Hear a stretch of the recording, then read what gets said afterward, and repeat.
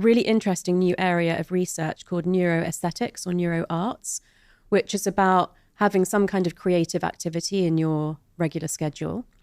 So there's lots of research that shows that if you're not doing something creative once a week, and that could be dance, music, painting, drawing, going to the theatre, reading a novel, so really quite broad. Time in nature actually is included in it. Then, because nature is the palette that we all love. You know, you could have different taste in art or music to me, but all humans love nature because we've always been in that beauty. So the impact of that on your mental health and your physical health and your longevity is huge as well. But even just like every morning, I actually thought of this morning because I wanted to mention this, but I had zested a lemon last night when I was cooking. And so this morning when I went to get the milk out of the fridge, I smelt it because it was in the fridge, and I just thought, that is so beautiful.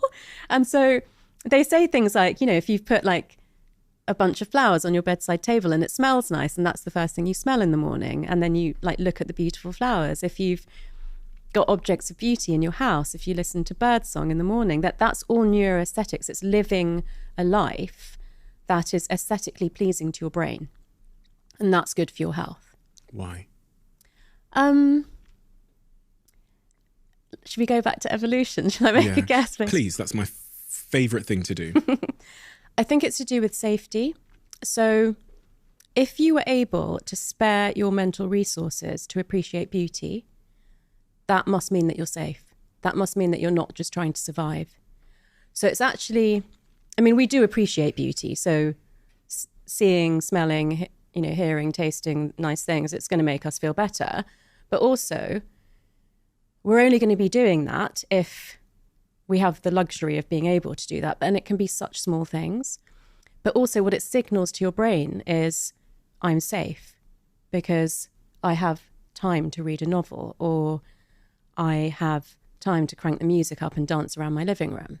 Through the frame of this idea that pathways that fire together, wire together, I was also thinking about every time I've seen a tree, I've been safe. So is there an association that trees are safety? You know what I mean? Every time I've been out in nature, I've been physiologically, psychologically safe. So is it now the case that because there's that neurological association, the pathways have wired and fired together? If I, you know, you talk about the brain-body response. If I put myself in that situation again, it will signal to my body that I'm safe. Yeah, it will. That's neuroplasticity. It's repeating that and giving yourself the message that every time I'm around trees, I'm safe. I feel safe. It won't be the same for everyone. I would imagine that, again, when we lived in the cave, that we naturally did things like looked at the stars in the sky at night, danced around the fire, did cave paintings. So that's very wired into our psyche as well. You know, they would adorn themselves a lot more than we do. So that appreciation of aesthetics has always been there, not just from nature, from some of our rituals and ceremonies as well. And really the conclusion that I've come to with this whole spiritual crisis and then the potential revolution is that all the things that we need to go through that revolution have always been in the world as long as we've existed. And that, to me, is beautiful, because it's not like we have to do some crazy new different things that we've never thought of before. We can... The way that I put it is, we know about generational trauma and intergenerational trauma and epigenetics and how all these bad things can like come down the line. But there's also a lot of beauty and wisdom that's there that we can have access to. It's we don't have to like reinvent the wheel at all. We can just go back to doing the things that we did when we were at peace. You mentioned the word earlier, neuroplasticity. What is it? Why did it matter? And they think that once you grow up, you're set in your ways. But it sounds like there was an epiphany at some point in your career where you realised the importance and the possibilities that neuroplasticity presented. Well, we have to start by saying that when I was at medical school and doing my PhD in neuroscience, we did not know about neuroplasticity. So we absolutely thought that when you physically stopped growing, that everything in your brain was set for the rest of your life, that you couldn't change your intelligence, you couldn't learn to manage your emotions differently, that it would be much harder to learn new things. What we know now is that the brain is actively growing and changing till we're about 25. And Fuck. I missed it. no, you didn't. You didn't miss it. You didn't I'm miss 31. I know I look 24, but it. You didn't miss it. So from 25 to 65, and I would say even beyond now, if you don't do anything to change your brain, it will tend to plateau. So, if you're in a job where you do the same thing every day and you're pretty good at it, you could stay like that for the rest of your life. And that is fine for some people. If you do things that are intense enough to force your brain to change, then you can basically, learn lots of new things, but also get what we call global benefits in your brain. So let's say you decided to learn a new language. Maybe you'd learn Portuguese or French. Okay, so you have actually a reason to learn one or two languages. If you do that, your brain will not only get the benefits of being able to speak French or Portuguese, but you will actually improve your executive functions. Now, these are the highest functions of the brain. Things like being able to regulate your emotions better, solve complex problems, think flexibly, think creatively, override any conscious or unconscious biases that you may have. These are great benefits to get from actually just doing something like learning a language or a musical instrument. And it can be smaller things like travel, interacting with people who've had a different life to you, cooking something new, taking a different route to work, reading a newspaper or a magazine that's very different to what you normally read. Okay, right. So I think when people hear about neuroplasticity, when I first heard about that it was even a thing, it was a revelation that we could do things to change our brains. What is it that people typically want from neuroplasticity? They want to be someone else in other ways. They want new habits. They want new ways of thinking. They want to stop being a negative thinker or an overthinker in certain situations. If I wanted to stop being an overthinker or a negative thinker, or if I wanted to, there's certain habits we all have and that I have in my life that I'm like, I just feel like it's me now. Yeah, like procrastination. You learn something new, it builds up that pathway in your brain, it shifts your brain around, it has other benefits. But what people are really looking for is changing habits and behaviors that are not serving them in life. Yeah. So whether it's lack of motivation. Yeah, lack of motivation, overthinker, negative thinker, lose your temper, sort of feel very stuck, people pleasing, like so many things. Mood, reactions, how you react to things. Yeah. So the process for that, which is underpinned by neuroplasticity, like the physiology of what happens in the brain, is raised awareness. So let's say that you've had a relationship breakup again for the similar reasons and, whatever happened before. So then you get to a point and you're like, okay, last time I just kind of didn't really deal with that and just moved on to the next relationship. Now I'm beginning to see there's a pattern. I think I need to do something different. Step one is spot the pattern. And step one is 50% of the battle. So, once you know, okay, this is a thing that I think or I believe or I do that comes out with a result that I don't want, that is half the battle. So once you've done that, you don't try to change anything straight away. The next stage is called focused attention. So you look around in your life, at work, in your personal life, in sports, if you play sports, with different types of people and through your past. Where are the times I've done that? What triggers me into doing that, or what pushes me into doing that? Let me give you an example so we can work through these steps with an example. Got a friend in my life that repeatedly dates people who are married or in a relationship. Oh. And it ends how you'd expect it to end, in her heartbreak. Yeah. But it's this spiral she's on. Yeah. So step one would be becoming aware of this pattern. You're dating people that are in this, for some reason you're... So in this case, that is obvious. If you're getting into relationships with people who are already attached, you're aware of that. What I would want to dig into with her is what it is that she believes about herself that makes her think that that's okay. And I'm imagining already that there must be a level of self-worth that has struggled, and maybe there's something in her childhood that's caused that. But you'd only do that if you didn't believe that you deserved someone of your own. So that's the kind of conversation I would have with someone like that. I would probably ask her, what goes through your mind when you decide to do that again? and she would say something that she's conscious of thinking, I would want to dig below that and ask what it is that she believes about herself that makes her think that. So that's quite an important part of the raised awareness, is getting below the thought into the belief. Next step is, well, certainly if she's got a history of this, is, you know, maybe in journaling, acknowledging, writing down, okay, this time that I went out with someone that was, you know, kind of engaged in a relationship with someone else, or this time I had an affair with a married man. What happened? Like, that decision-making process, the point from which you agreed to get into that, what was the consequence? So really, that's the focused attention, marrying together that decision with the consequence. You know, one of the things I say is, you are basically the sum of every decision that you've made in your life. That's who you are. So once there's a bit more understanding and attention around like what causes that and how it happens, the next stage is deliberate practice. So the first challenge is going to be the next time she meets a man who's not available. And she may not yet be able to say no to that. She may have to make another mistake, but she'll make it armed with all the knowledge that she's got now, and she'll see it for what it is. Or she will be able to say no to that man this time. So the next step is deliberate practice, which is where you say, okay, I used to behave like this. This is the new me that I want to be, is somebody who says no to every man that's married, who, you know, replaces every negative thought with a positive thought, or whatever it is that you're working on.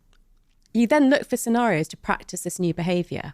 And at first it will be hard, because you have a pathway there that may have been set since childhood that is used to doing a certain thing. And the brain is a very energy hungry organ. So it's always trying to use the path of least resistance. Let's say I'm an overthinker, okay? And you're asking me these questions, and I've got this voice in the back of my head saying, why is Stephen asking me that? What's he trying to get to? Is he trying to trick me? What I would try to do is silence that voice in my head and say, okay, in this podcast with Stephen, I'm going to focus on him. I'm going to take his questions for what they are, and I'm going to speak from my area of expertise. I'm not going to worry about that other stuff that, you know, can go on in my head. And let's say this time I managed to do that 50% of the time. And then I go and do another podcast next week and I manage to do it 75% of the time, you know, and so on. Eventually, this new pathway that I've been building will become stronger than the one that I had before. And then every time I turn up for a podcast, I'll just be completely present and attentive, and I'll get to the end of it. And that's the new me now. So behaviors that we repeat. So let's starting at the beginning of those 3 steps. The first step is becoming aware of the pattern in our lives. The second step is becoming really cognizant of the pain or the consequences of that pattern. Mm-hmm. And the third step is kind of like setting an intention for who we want to become, mm-hmm. and the goals we have, and then practicing it as much as possible. Yeah. And that is the 3 steps to... The fourth, it's not a step, but okay. The fourth factor is accountability. Okay. Because most people left to their own devices will give up on that process when it feels too hard. That's step 3. Yeah. So, you know, with years of practice and journaling, I have become better at holding myself accountable. But for most people, there's got to be some external. So it could be a friend. One of the reasons I'm a big fan of doing these action boards is that there's a very tangible thing in front of you that with images of what you said you wanted to achieve this year, which you can clearly, and your friends and family can see at the end of the year, whether you did or you didn't. And, you know, of course, you can have an actual like professional person that is there, like your language teacher, to hold you accountable to. I've been really, you talked earlier about, just a second ago, about how when you're trying to create a new pathway, if there's an existing one mm-hmm. that is very well established from your childhood, mm-hmm. it's increasingly harder. So I've always been unorganized. I grew up in a home that looked like an atomic bomb had hit it. Yeah. It was just a shit show inside. It was an absolute mess. So that habit of just being messy is quite well established. The pathway in my brain of being messy is well established. Yeah. But more broadly, I'm thinking here about trauma. Mm-hmm. and how trauma looks in the brain. Mm-hmm. When we've had really traumatic early experiences in our life, or in the context of my friend, we might have learned that we're not deserving of someone, or we're not worthy, or we're not enough, or we're different. That might be a really well-established pathway. Doesn't that suggest that there are some behavior patterns that are just practically immovable? practically unchangeable? I don't want to say yes to that, but what I am going to say is we've moved away from using this term hardwired, which kind of means like it's there forever. And we talk about soft wiring now because of neuroplasticity. I know people who have been through incredible amounts of trauma. There's going to be an example coming up on my podcast soon, who has done so much work on herself that she's really in a beautiful place as a psychologist and a Vedic astrologer, helping other people learn to deal with their trauma. So there's a lot that can happen. She was clearly a very resilient person and got herself educated. Some people deal with the consequences of trauma for the rest of their life, and, you know, it runs their life, and it's sad. You may not be able to deal with every single thing that you've experienced or the full extent of what you've experienced, but I do believe that there's a lot that everybody can do. Earlier, you talked about generational trauma and epigenetics, as you said. What are both of those things? The first time I heard about generational trauma, I thought it was like woo-woo, fluffy, hopeful, like wishful think, like a nice way to blame your ancestors for the way that you are. That's when I first heard about this concept that you could be passed down trauma from your parents or your grandparents. It just seemed like it couldn't possibly be true. Yeah, I know. I mean, it's a relatively new area of research. So I'm actually going to separate this into a few things. So generational trauma, and you can look this up, is related to specific times of acts that were placed onto particular marginalized groups. So like first Americans, slavery. There's in Asia, there are some particular groups that were treated in a certain way. And that is, so the impact of generational trauma is when something happened to one generation, there's a psychological spillover, and it can be something to do with you always feel isolated, or you always feel lonely, or you always feel at the margin, or you always feel left out. That's because a whole generation were treated in a certain way, and that has an impact. Intergenerational epigenetic trauma is about how some external event actually changes the expression of your genes. So we have a genotype and a phenotype. The genotype is your DNA. It doesn't change, but the phenotype is which bits get switched on and switched off. The most famous examples of this are the Holocaust and the Dutch famine, but there are other examples. And we are sufficient generations away from that now to have seen like 3+ generations changes in the stress responses. And it's not always bad. So sometimes people are more resilient because their grandparents or great-grandparents went through something terrible. Sometimes people are more anxious. And it's hard to know necessarily why things might go one way or another. I always say to people that you aren't born with the genes that your parents had when they were born. You're born with the expression of the genes that your parents had around the time of conception. And then, of course, your mother's stress levels through the trimesters of pregnancy. And this isn't meant to blame anyone for what happened in the past or how stressed they feel when they're pregnant. It's meant to raise awareness of the fact that if you have something in your family's history, or you did have a particularly stressful pregnancy, you can use neuroplasticity to improve the chances of your baby expressing genes that will be more helpful for them in life than if you didn't know about all of this stuff. So if you had a particularly stressful pregnancy, let's say, you're a woman who was really under stress when you were 8 months pregnant, how does that impact the baby? And what symptoms are you likely to see in that baby that it wouldn't have had otherwise? Okay, so I'm going to give you a really tangible answer before I take it back to the something we were talking about before. Imagine the mother's a heroin addict. Mm-hmm. That is affecting the baby, right? Yeah. And that's because they share the same blood supply. Yeah. So if the mother is stressed and she's got high levels of cortisol, then that cortisol is going through the placenta into the baby's blood supply. And basically being stressed from in utero could switch on genes for not being resilient to stress or being more liable to anxiety or mood disorder. And it's already starting off, inflammation in this like tiny baby that hasn't even been born yet. I know that sounds terrible, and I really don't want this to come across like all mums have to be completely zen and never get stressed, because that's just not reality. But, everything that you can do, of course, to manage your stress during pregnancy is helpful. But then completely understanding that if your child then starts to show any like symptoms of anxiety or, inability to manage their emotions after an age where they should be kind of able to do that, you can introduce them to meditation. You can sit with them and talk to them about their emotions and how they're feeling.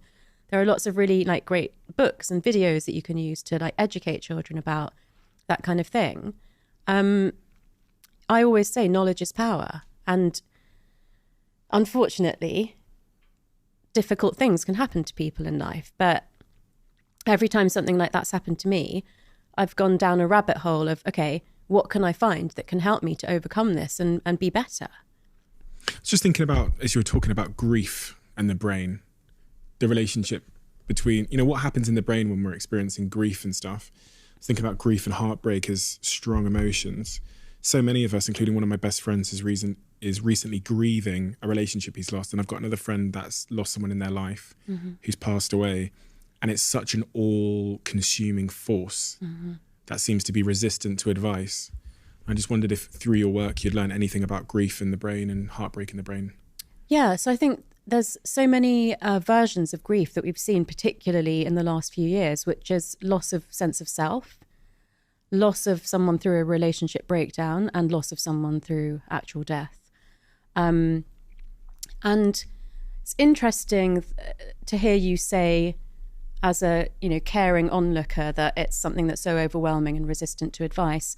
I strongly believe that to ever heal from grief, you have to go to the bottom of the hole, and however you do that is not something that anyone else can comment on. I think if you are doing things like throwing yourself back into work or like partying too much to avoid it, that's not right. But if somebody has to go somewhere emotionally to deal with grief, they've got to be supported and allowed to do that.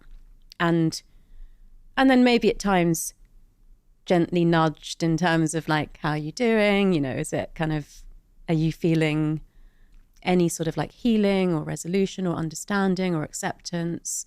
I do think particularly with grief that if we haven't been through something ourselves, it's really hard to imagine how bad it is, even though you might, care very deeply. What makes you think that? What makes you think that you have to go to the bottom of the hole? Because I think we are very avoidant emotionally. I think that's part of the greater issue that I was talking about, which is being lost and disconnected. And I remember when my first marriage broke up and I was changing career, thinking if I hadn't been a psychiatrist and know the things that I know, I can see how you could end up on a psychiatric ward going through, the breakdown of a marriage. So all I'm trying to say, I'm not trying to say you have to feel terrible. What I'm trying to say is you have to process all the emotions, and you kind of have to surrender to it a bit, because if you try to gloss over that, it will come back and bite you later. And I've seen many stories of that happening where people, did really great things like write a book about it or, shower all of their care and love and attention onto other people, and then eventually found that they hadn't actually dealt with their own emotions. So when I say go to the bottom of it, I don't necessarily mean feel really terrible. I mean process all of the emotions fully, because then you can actually heal and at some stage move forward. It doesn't mean you forget, the person or what happened. But if you try to gloss over it, I think it's dangerous, because it's such a deep emotion. It's such a facing of your own mortality.